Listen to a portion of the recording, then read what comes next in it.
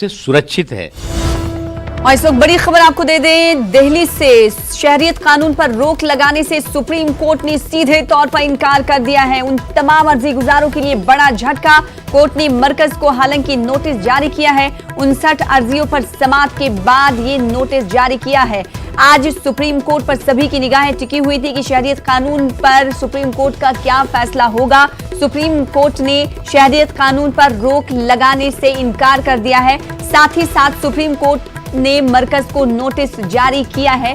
Notice जारी करने का मकसद ये है कि आखिर जब इस कानून में कुछ परेशानी है तो 59 अर्जियां, परेशानी नहीं है तो 59 अर्जियां क्यों दाखिल की गई। मरकज को नोटिस जारी किया गया सुप्रीम कोर्ट की तरफ से। अब देखना ये होगा कि मरकज इस नोटिस का जवाब कितने दिनों के अंदर देता है। शहरियत कानून पर रोक लगाने से सुप्रीम कोर्ट ने सीधे तौर पर इनकार कर दिया है। इस वक्त हमारे नुमाइंदे खुर्रम शहजाद जुड़ रहे हैं। खुर्रम शहजाद, उन तमाम अर्जी गुजारों के लिए बड़ा झटका जो आज सुप्रीम कोर्ट से उम्मीद लगाए बैठे थे कि शहरियत कानून पर कुछ न कुछ सुप्रीम कोर्ट फैसला सुनाएगा। हालांकि कोर्ट ने मरकज को जरूर नोटिस जारी किया है। क्या नोटिस के जवाब के लिए कोई तारीख तय की गई है सुप्रीम कोर्ट की तरफ से?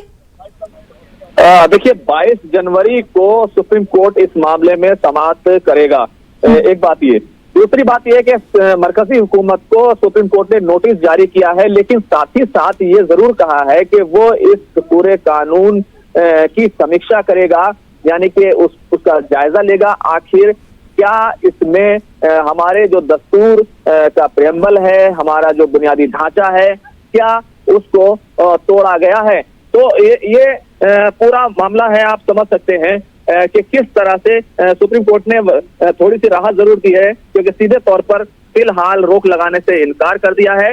अभी रोक नहीं है, लेकिन ये आप मानिए कि इस मामले में सुप्रीम कोर्ट ने ये कह दिया है कि वो इस मामले का जायजा लेगा।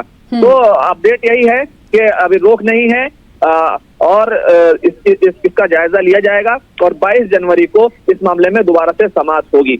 जी, यानी सुप्रीम कोर्ट ने जो मरकज को नोटिस जारी किया है, इसका मतलब सीधे तौर पर यही खुर्रम शहजाद लगाया जा सकता है कि जो मुल्क की सबसे बड़ी अदालत में अर्जियां दाखिल की गई हैं, जब इस कानून में कोई परेशानी नहीं है तो अर्जियां क्यों दाखिल हुई हैं, मरकज इसका जवाब दे।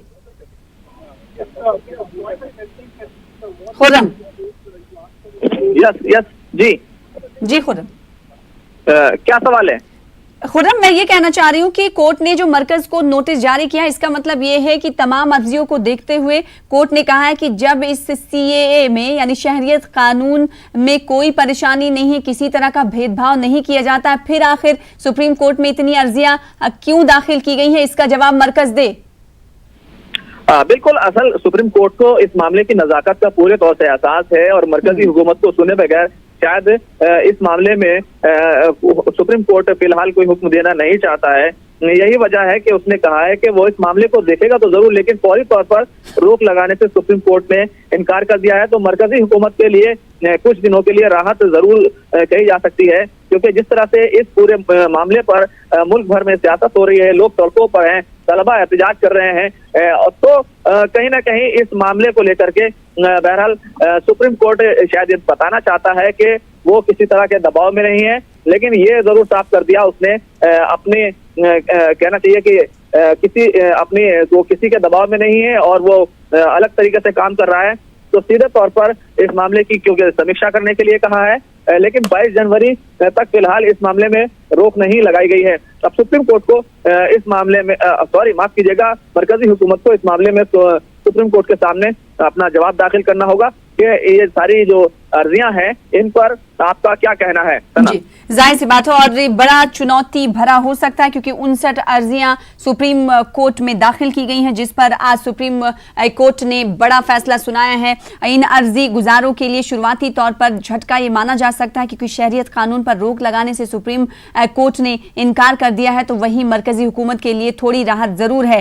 कोर्ट को अब 22 जनवरी तक अदालत में ये बताना होगा, नोटिस का जवाब देना होगा कि ये कानून किस तरह का है और मुतमईन करना होगा अदालत में। एक्ट की आईनी हैसियत का हालांकि जायजा लेने के लिए अदालत तैयार हो गया है। अब मामले की अगली समाअत 22 जनवरी को होगी। बेहद शुक्रिया खुर्रम शहजाद हमारे साथ जुड़ने के लिए, इस हवाले से तफसील देने के लिए।